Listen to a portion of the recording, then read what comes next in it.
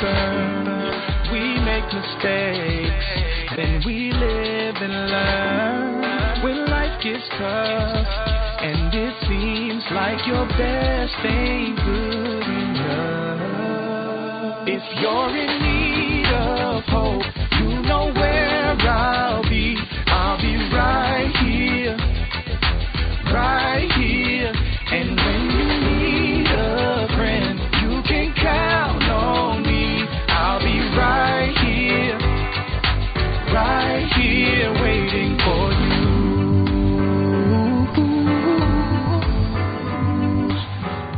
This is the place you can always turn to when you need a friend. The Lillian McDermott Show. To reach out to Lillian, visit her on the web at whenyouneedafriend.com. Now let's all learn together. Here's Lillian McDermott. Hello, my listening and viewing friend. It's so nice we can meet each other on the air on this beautiful best day ever. And for those of you who are tuning into the classroom for the first time, please know I've been waiting for you.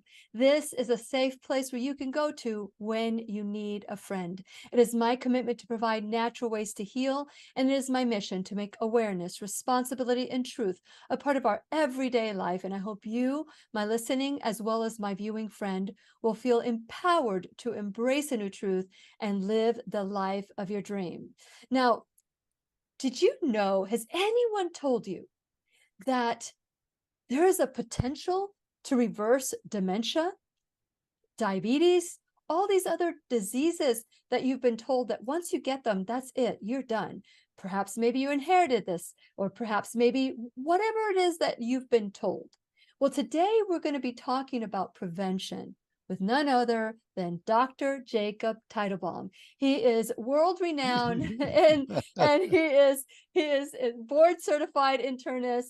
He is a guru when it comes to chronic fatigue syndrome, fibromyalgia, sleep pain, Alzheimer's. Anytime, he even created his own protocol called S.H.I.N.E. There's another one called, I think it's Mind. I'm trying to remember now all the interviews I've done with him. But what I love about him is that he gives us a different way to look at things. And you know, when you change the way you look at things, the things you look at change. So today we're going to be talking about tips from Dr. Jacob Teitelbaum that will not only help improve our brain function, but it will also protect it. And since it is our sole purpose in life to give and receive love and knowledge, I am so grateful that Dr. Jacob Teitelbaum is here to do just that. Welcome. It's so nice to see you. Welcome, everybody. And since I'm Hawaiian and I live in Hawaii, I can go aloha. Aloha. So, did I do that wrong? Did I do that? How is it? Oh, this way? Just leave out the... Aloha. Like kind of flow. Aloha. Aloha. And part of the aloha spirit means to help bring love, bring information as part of that. To everybody. And so today we're here to help you realize that there is not just hope, there's a lot, massive amounts you can do to both prevent cognitive decline, to improve your cognitive function, and even once mild cognitive impairment is in place, where you get the early diagnoses of dementia going on, there's a lot you can do. And this is in the research, and it's really well proven. The things that you will have heard about what you can do almost exclusively will be the things that are very, very profitable. $25,000 a year medications, the news media is all over that because their advertisers are those companies. But did you know, have you heard in the last 2 weeks, there was a Harvard study showing that if you just take a multivitamin, and this is one of the weakest, least useful multivitamins, that brain age decreases 3 years. Way more than the $25,000 a year medications that are probably incredibly toxic, and you have to go in and get IV treatments regularly. A simple multivitamin. Now, you may have heard about that in the media. I'm betting not, but I'm betting that you didn't hear anywhere near as much about it as you will about the new drugs that are coming out. That your doctors will be pushing that. So I'm not going to talk so much about that, which doesn't really reduce dementia, just slows it a little bit.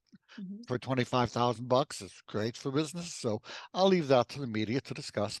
What I'll talk today is the bunch of other research showing simple things you can do to leave your brain tuned up and purring like a kitten. You know, I love this conversation. I don't know if I've ever shared this with you. I may have, that my mom has advanced dementia. My mom is now 89 years old. Will be 89 in August, this coming month.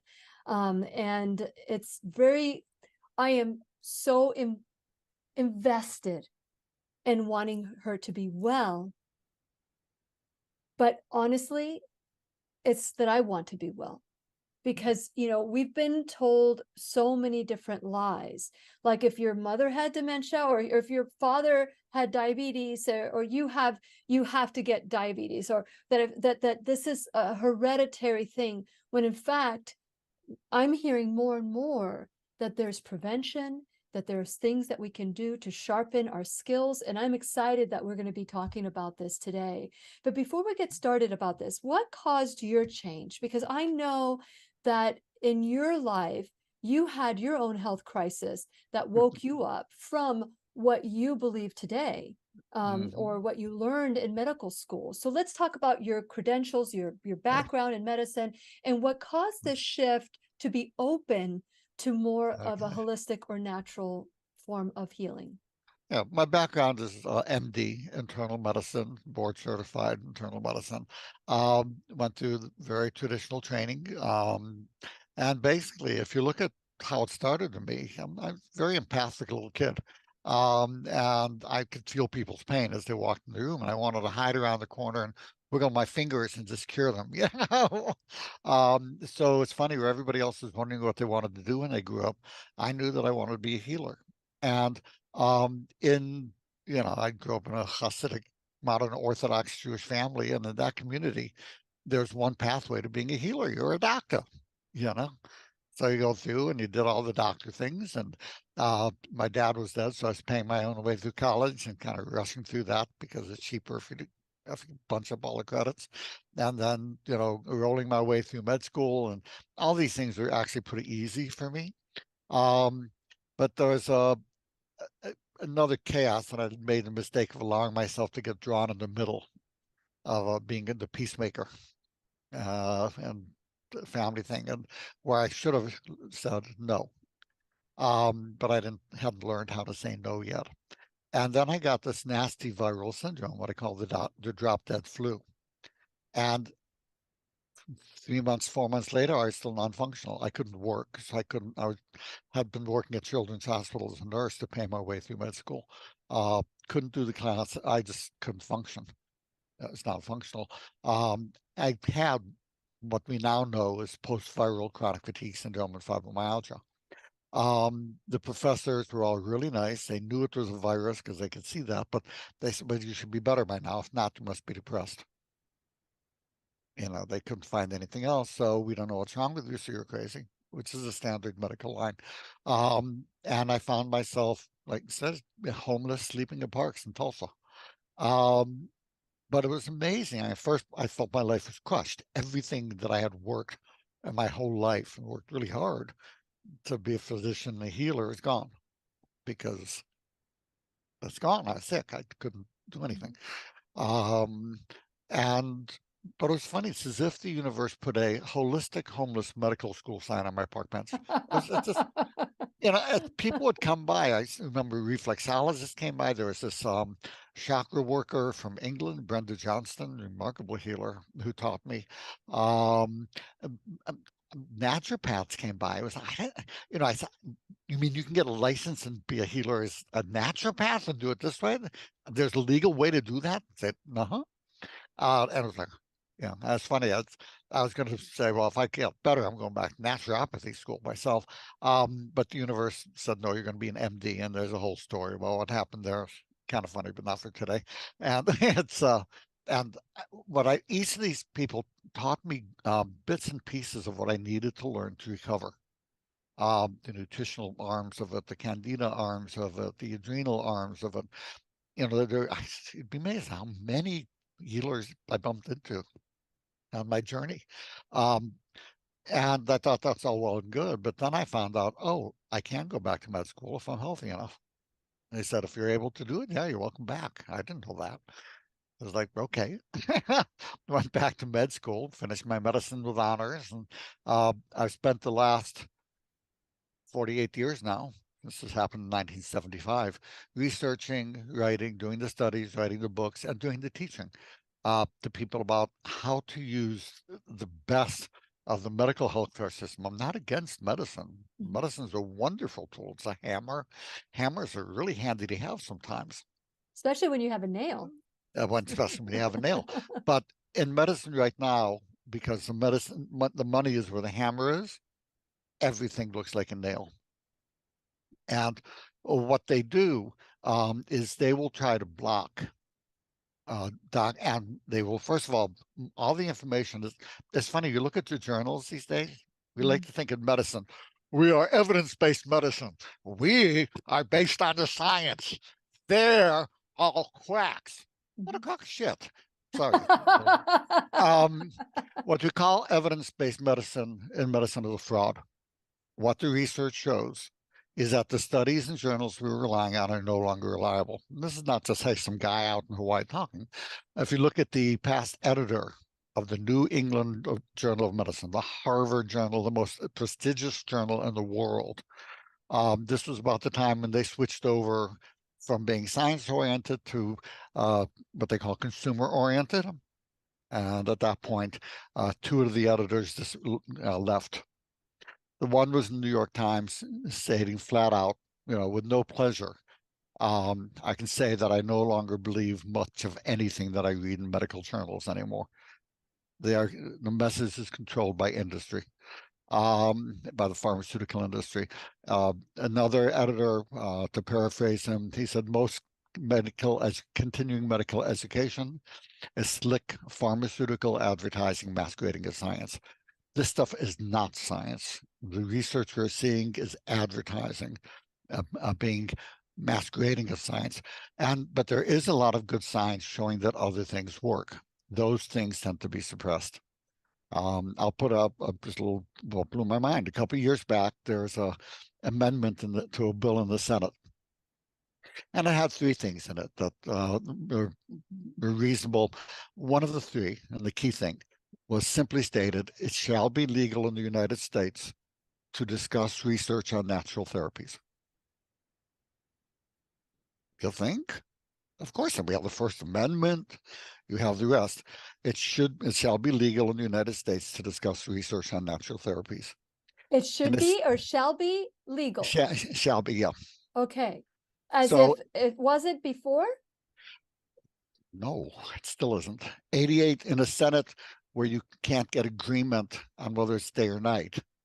88 of the senators voted against the amendment, voted against it being legal to discuss research in natural therapies. And you look, there's every other country in the world that has national medicine. The reason it works is because the National Medical Council can negotiate drug prices with the pharmaceutical industry. But in the United States, there is actually a law. Medicare may not negotiate drug price. I mean, it's insane if you think about it. It's as if I had a law saying that Apple may not negotiate with any of its vendors. Whatever its vendors charge, if they're charging $25 for a pencil and $5,000 for a piece of paper, under the law, Apple had to pay that. Apple would be gone. Yeah. Medicare, under the law, whatever the pharmaceutical industry decides to charge, the Medicare has to pay it. By law, they can't negotiate it. If you have a private health insurance and you get a pill that's like they charge $4, usually they'll negotiate the price down to 10 cents. Mm-hmm. That's pretty common. Use GoodRx app on your own. You can go to the pharmacy on your own, use a GoodRx app, get a 90% discount for some drugs. Medicare is not allowed to do that. And when the president said that, well, just for 10 of the most expensive medications, we are going to say that we Medicare has tried to negotiate. The pharmaceutical industry representative was on the national TV very calmly saying, Mr. President, if you pass this, we will destroy you. What the, you have an industry that's threatening to destroy the president if he does a simple common sense thing, what any responsible president would do. And a lot of that's centered around the new dementia drug. So there's a new dementia drug, and it statistically slowed down progression. It didn't reverse it, but it's in the placebo group, they went down faster in the placebo group than the medication group. They both went downhill, but enough that statistically you could show that something was happening. That's not, and they're not real clear on how the degree is, but it's almost certainly seems that the benefit, as I mentioned, was less than that of a 10-cent a day multivitamin. But what we will be pushed as doctors is the $25,000 a year medication. It's sad because I see my mom and now my dad too. He's more quiet than my mom in the sense that the way he's experiencing dementia is not the same way as my mom has dementia. But the things is that I wish that they would be well, that there could be a pill. If there were a pill that I could give them to change and reverse, I would be all for it. However, we know that naturally there are things that we can do, which is why we're here today. This is why we're discussing this. And even when people hear this, like if this video were to be shared, which I ask everybody to share to beat these algorithms, get this information out there. If people hear you say, well, you can do this and this and this, they'll go, oh, that's ridiculous. I'm gonna take this pill, because that's what we've all been programmed to do. And so with that in mind, there are so many things that if I were to tell people, do you know dementia is preventable, they probably would call me, crazy. But let's talk about this. Let's talk about. No. They would only call you crazy if you're not selling an expensive medication. If you're selling an expensive medication, it's you're the angel's agent, kind of a thing. But if you're saying there's something cheap, something that's not patentable, well, then you must be a quack. Gotta protect the public from people who are talking about things that are cheap because they're all quacks and it's bad for our profits in the drug industry. Damn it! It's funny. We really in medicine have gotten the ability to create a monopoly. We have legislative control. The legislative boards have no legal check and balance anymore. They can do anything they want, and they're legally protected.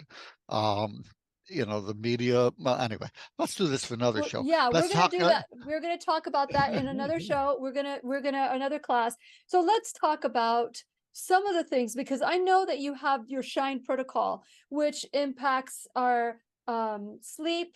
Hold on a second. The S.H.I.N.E, I think I have your protocol S.H.I.N.E, which stands for hormones, infections, nutrition, and exercise.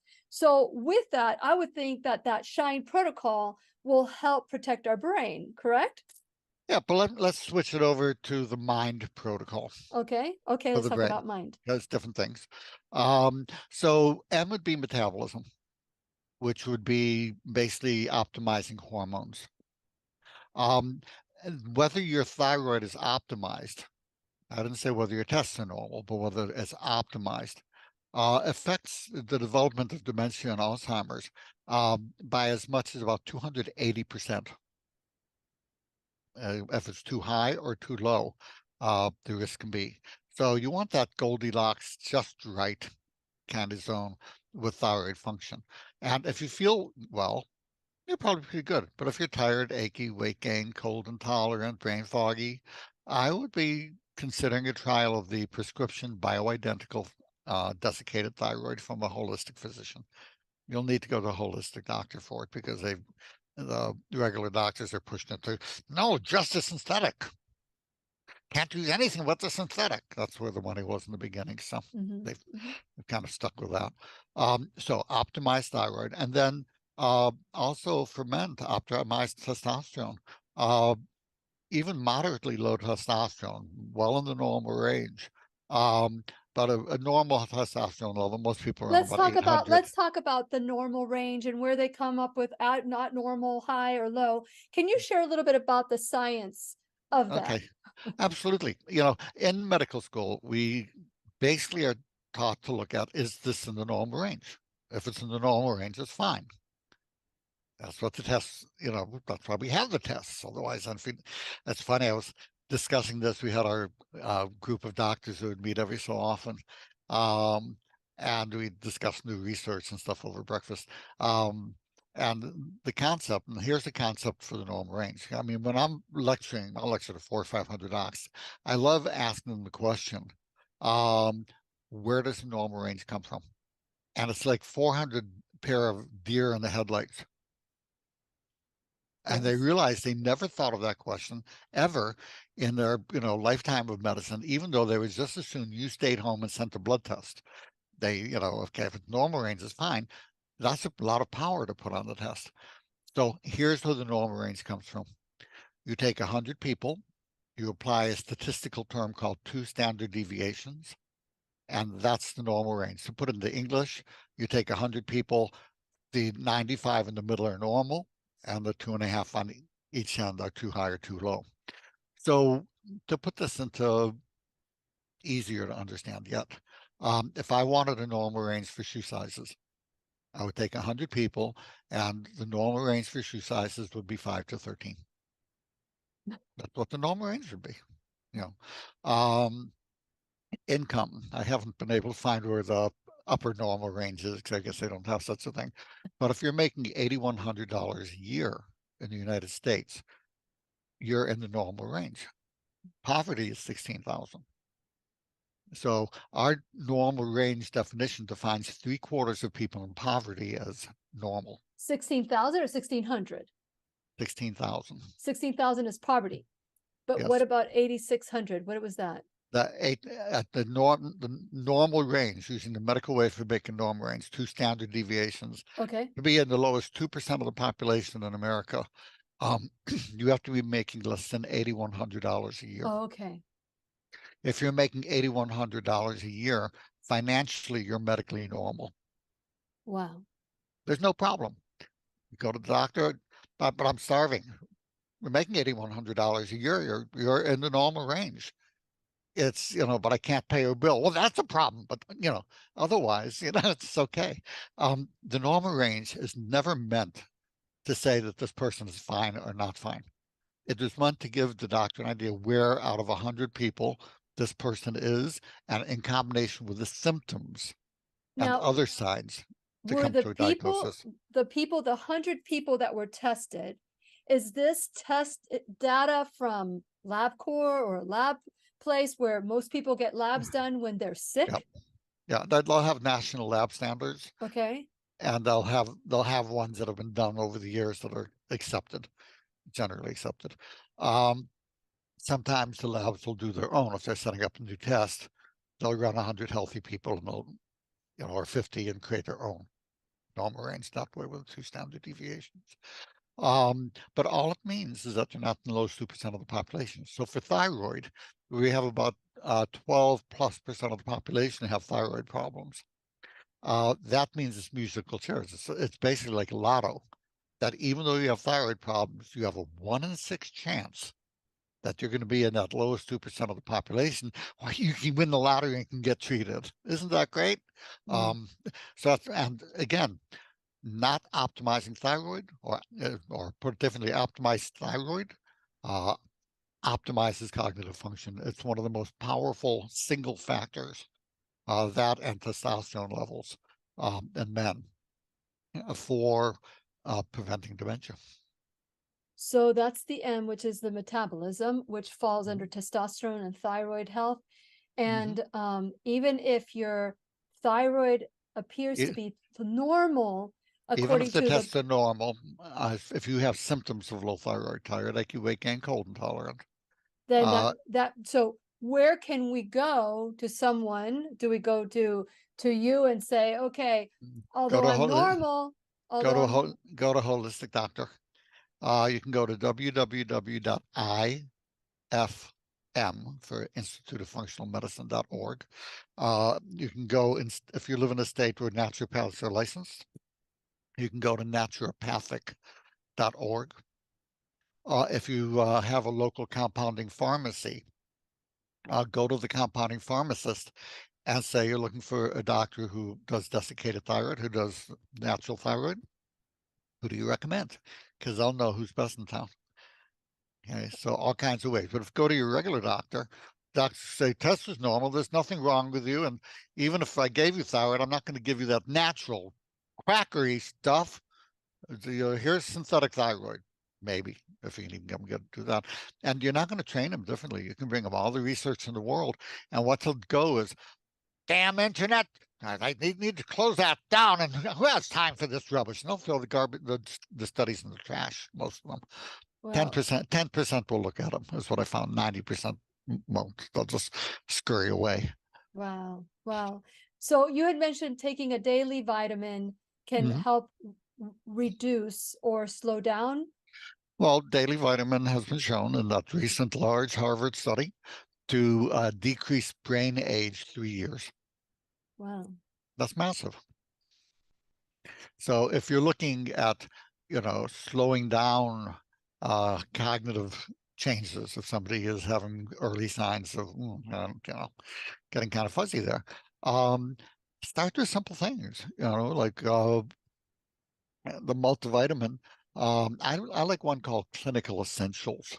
It's really get the tablets, not the capsules, 2 a day. And it is just really high in the things. If I had a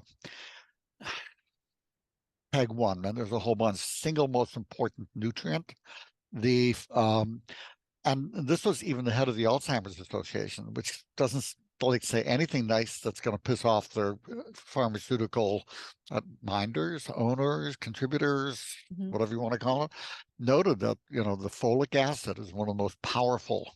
Folate. Folate.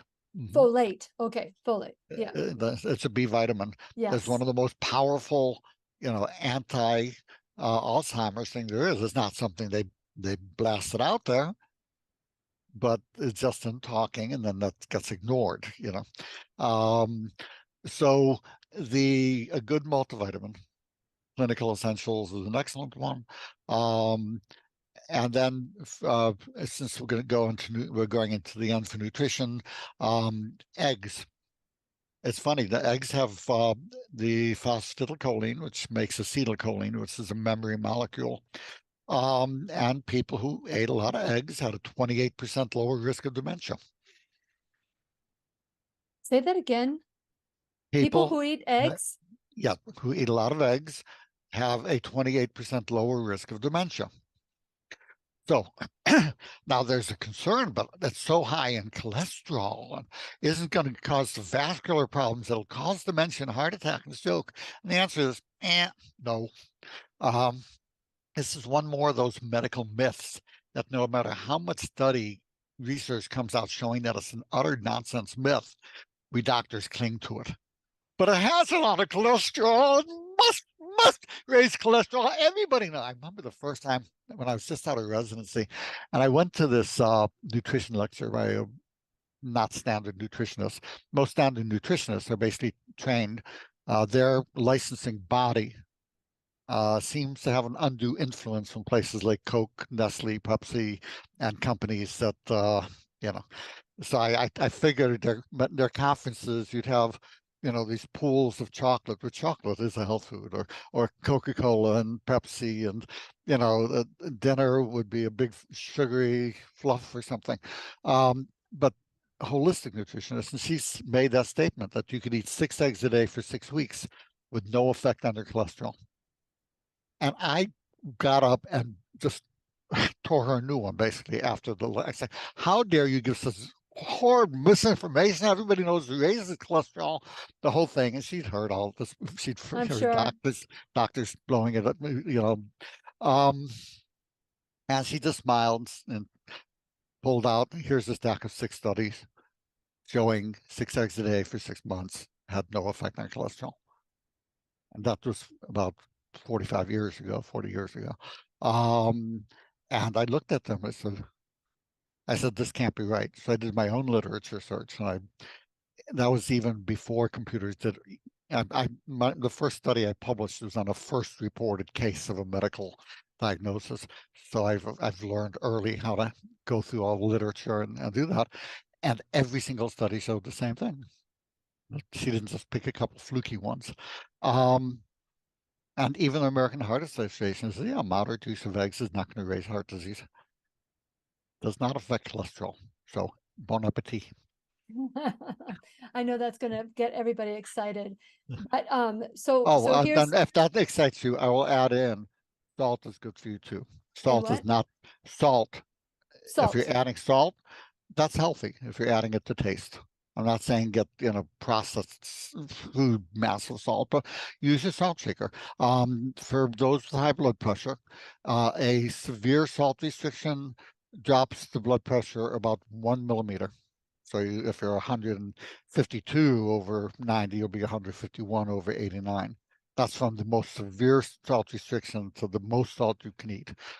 In blacks, that's 3 millimeters instead of just 1 millimeter. It's a modest thing. The potassium, which the high blood pressure, which is a major contributor to vascular disease and dementia, is a potassium deficiency. I personally don't decrease the salt. What I would do is increase tomatoes, V8 juice, avocados, coconut water, high potassium foods.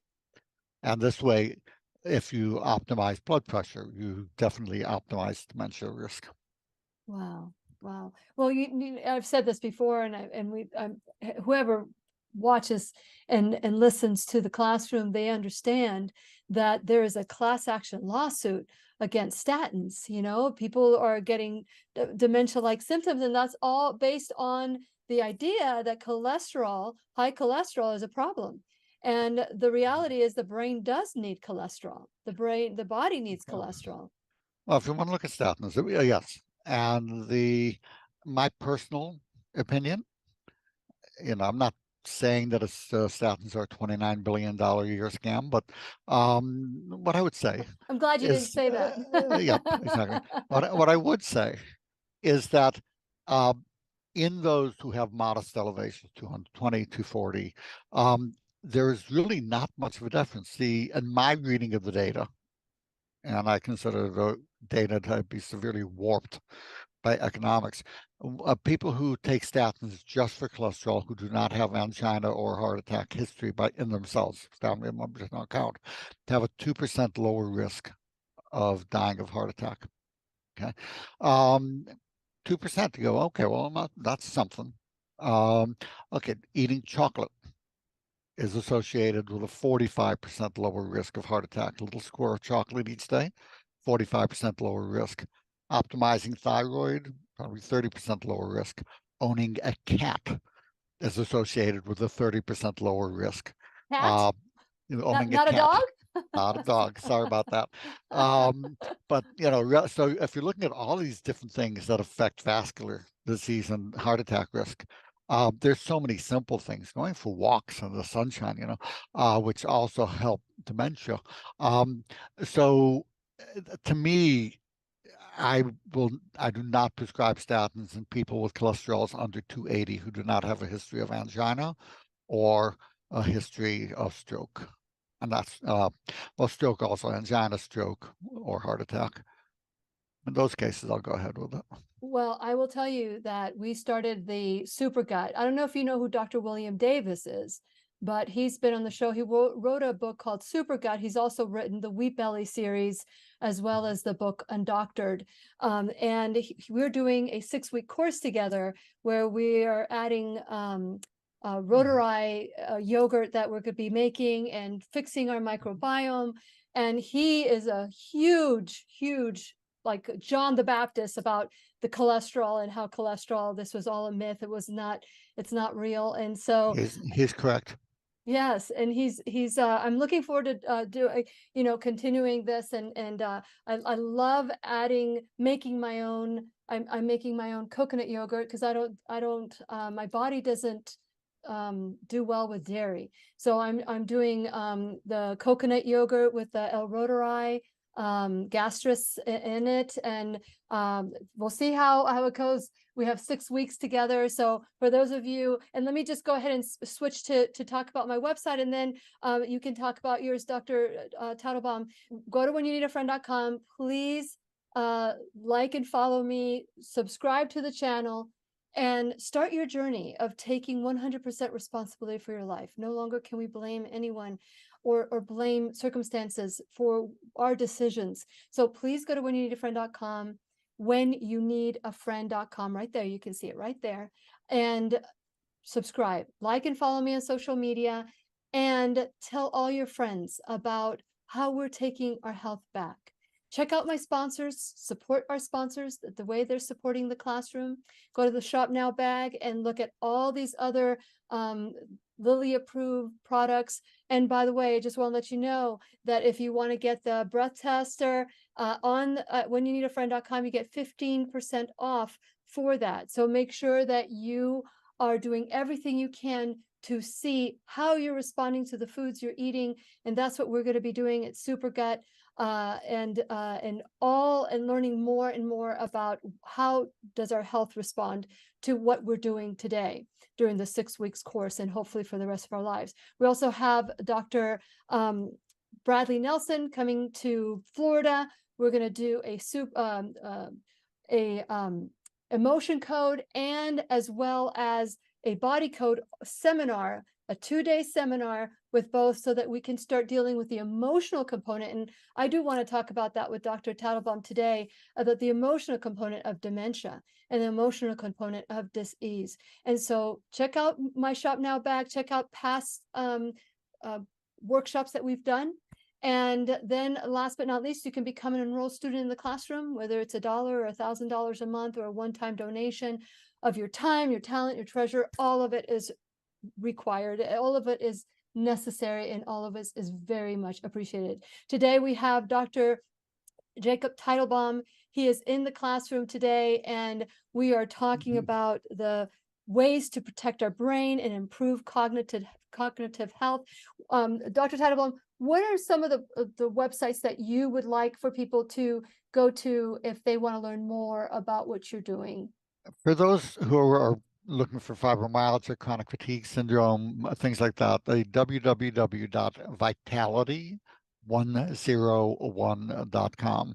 I also have maintaining health information and my favorite supplements that I found from companies all over the world, really.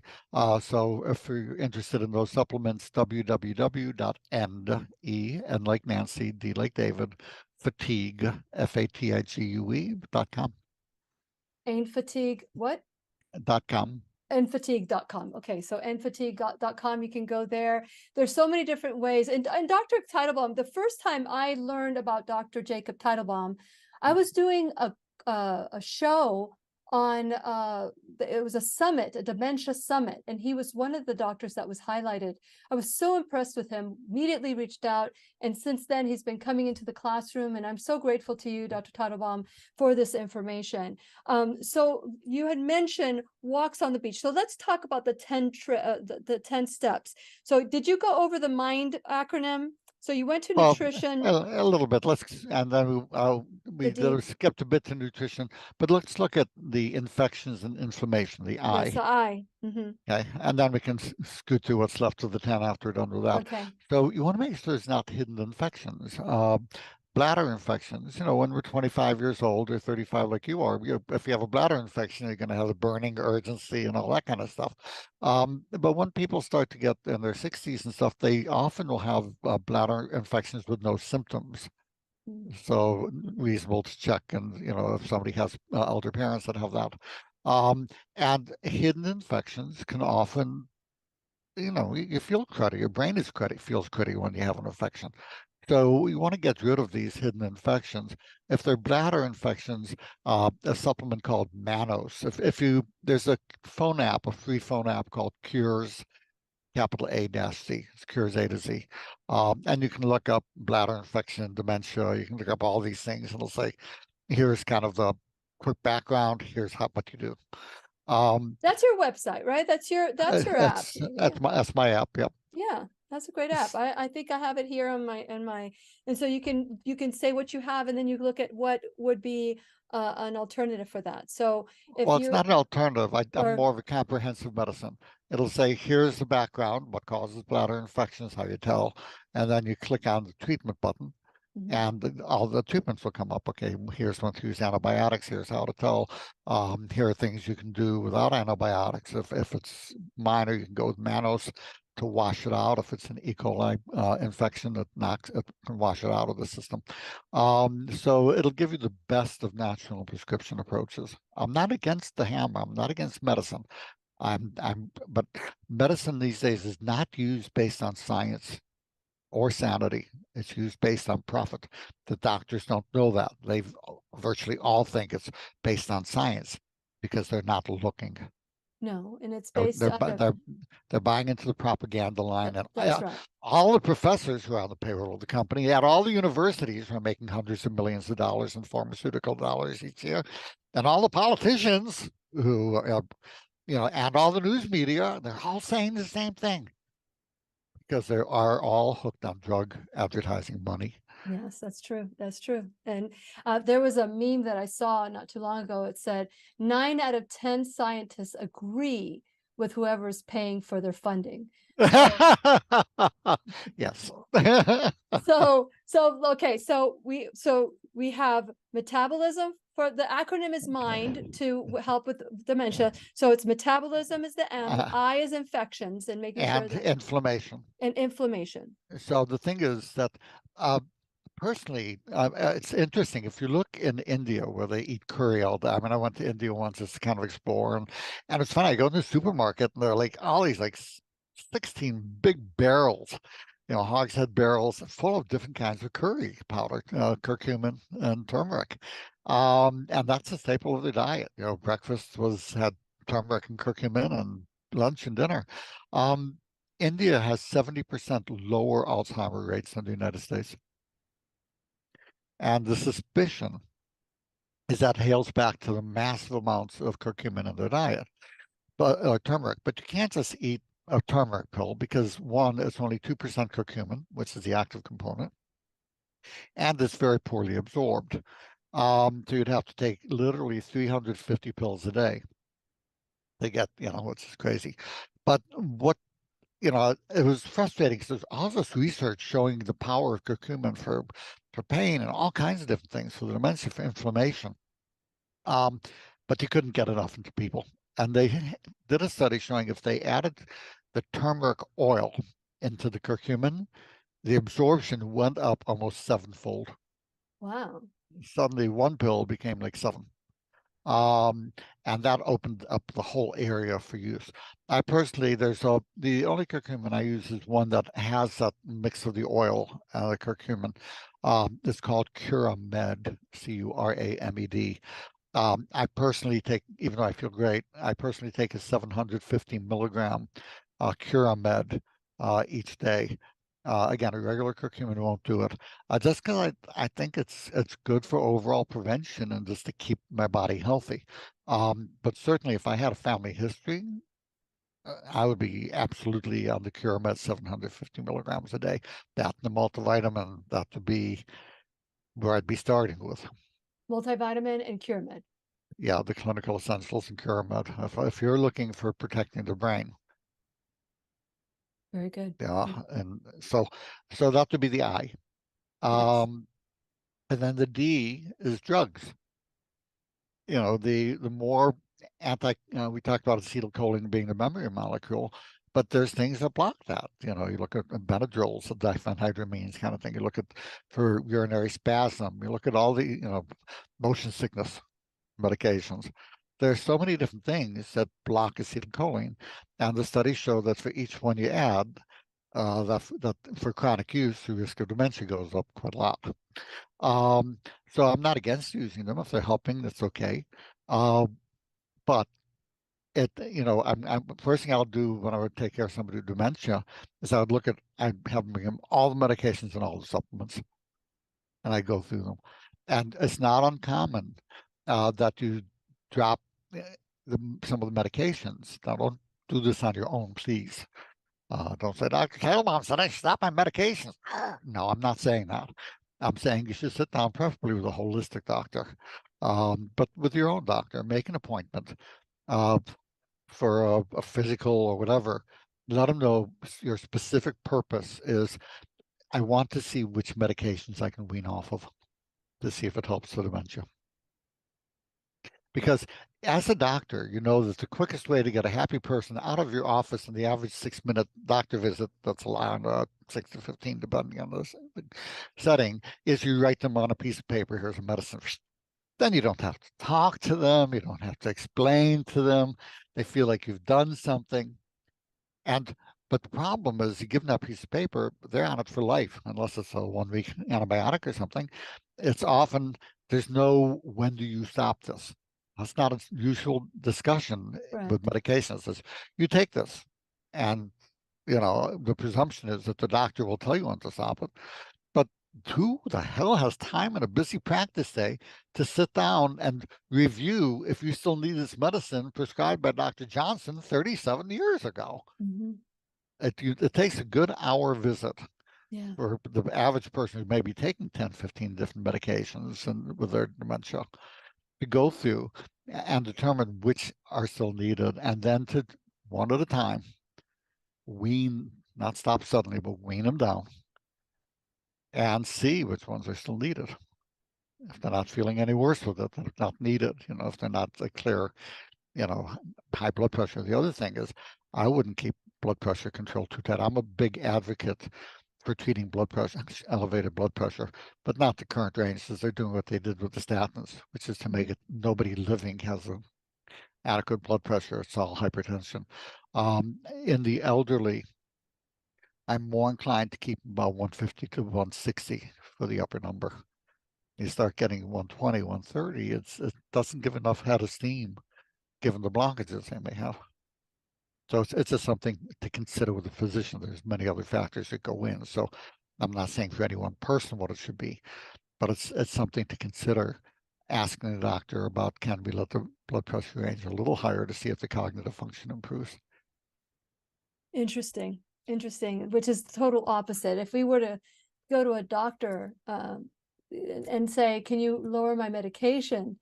They would, which is what I did. I went in when Dr. Andrew Saul told me, Lily, I can get you off all your asthma medication. And I was ready. And let me tell you, my doctor, my allergist pitched a fit that I was getting off of a medication that was considered the same CPT code as chemotherapy, because I got the EOB that said chemotherapy.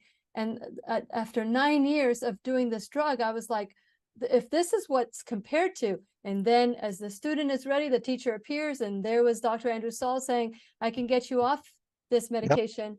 And the rest is history. Yeah, and they take magnesium, you take boswellia, you take a number of things and you address the food sensitivities and other sensitivities. The asthma often settles down, but the doctors will not hear this. I'll give you a simple tip for asthma in a subset of people. Okay. So a lot of people find that if their chest wall gets cold, there's a reflex arc between the muscles in the chest wall and the airways. You'll see reflex arcs. If you go back to embryology, you'll see why they are. For example, in the solar plexus muscles and the little V, when those muscles are tight, it'll cause indigestion. When we get indigestion in the solar plexus, it makes those muscles go tight. You can treat it. Show where the solar plexus are. It's just right at the bottom of that V at the bottom of the chest bone. Where the sternum is. Yes, at the bottom of the sternum. Mm-hmm. Right. Okay. But you'll see for the asthma, the chest wall. Try this one day, not maybe in the middle of a hot summer day, but if you're feeling a little wheezy or coughy, put a heating pad over your chest. See if that soothes it. I'll try that. and I'll let you know. Let me know. Yeah, I do vitamin C, and you talked about Boswellia. Boswellia, which is frankincense, 500 milligrams 3 times a day, suppresses lipoxygenase, which is the main inflammatory molecule in the lung. So for lung and colon inflammation, Boswellia is very good. It's cheap. This is a problem. And It's a how many problem. milligrams? How many milligrams? 500 milligrams 3 times a day. There's a good one called Bosmed that leaves out a component that's not as helpful. You have but we got 2 different key components. One is a good guy, so to speak, and one kind of gets in the way. So the Bosmed has eliminated the one that gets in the way. So that's one that I use. But it's, in 6 weeks, see the full effect. Quite dramatic often. Very, very interesting. Very interesting. Okay, so we got about 5 minutes left, and I just want to make sure that we get to the 10. So what are some of the 10? Because we did talk about the mind protocol, and I'll just run down them. Okay, and the ones we haven't hit yet. So we've did 2 studies in the last 4 years, looking at people with brain fog, basically fibromyalgia and chronic fatigue syndrome, using 2 different things. One is a form of ginseng called HRG80 red ginseng, and the other is a mix called Smart Energy System.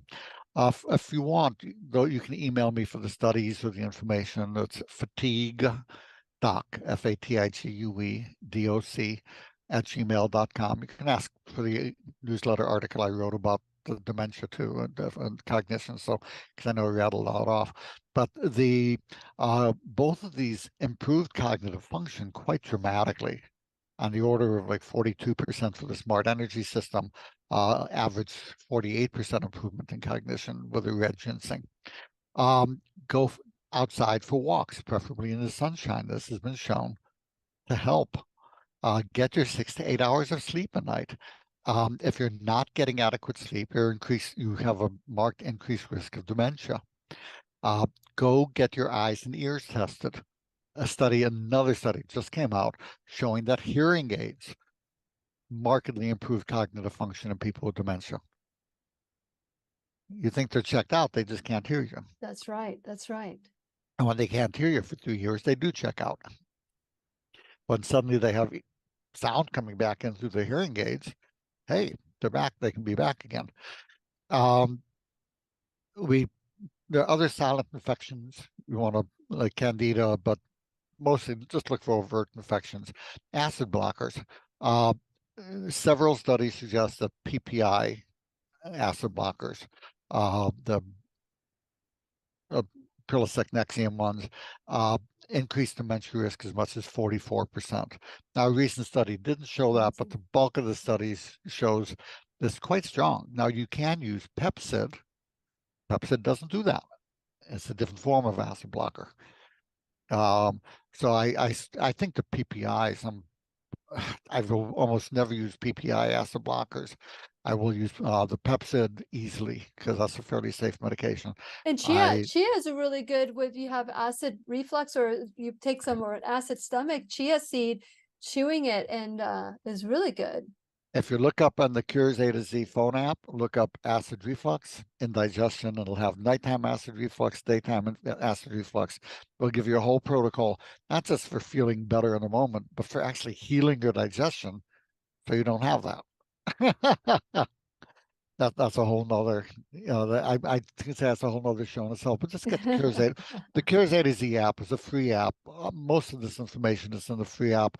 There's a $2 upgrade, one-time $2 thing. Yeah. I would get that, but it's it's like having my brain in your pocket, but it's just not as messy. And then, the last 2 key things, one is chronic pain. Chronic pain, in another recent large study, was shown to dramatically increase the aging of the brain. And yet we're leaving people unnecessarily. 20% of our population is left in chronic pain for no good reason. Pain is treatable unless you go to your regular doctor. We're just not taught in med school how to treat pain. But I'm a pain specialist. This is what I do. And almost all pain can be effectively treated. But here's what you need to take home if you or a loved one are dealing with the dementia and pain. Find a holistic doctor. Again, ifm.org, or better yet, ask your local compounding pharmacist. Ask them who prescribes low-dose naltrexone. Unless they're on narcotics, the low-dose naltrexone, and you can email me and ask for the low-dose naltrexone information sheet also. How do you spell this? Is this N-E? LDN is what the abbreviation, low dose, NALTREXONE. Okay.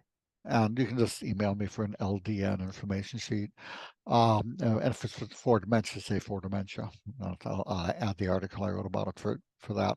But that will likely, we don't know for certainty, but looking at the overall science, that probably prevents the brain shrinking, a lot of the brain shrinking from chronic pain. Wow. And it's 60 cents a day. It's easy, or 80, depending on the pharmacy you get it from. The one we use is like 60 cents a day. It's once you're on it for 2 months, you start to see effects, not just as the pain tend to go down, but you're protecting the brain. But in fibromyalgia and long COVID, any of you out there with long COVID, you can email me for the free long COVID information sheets.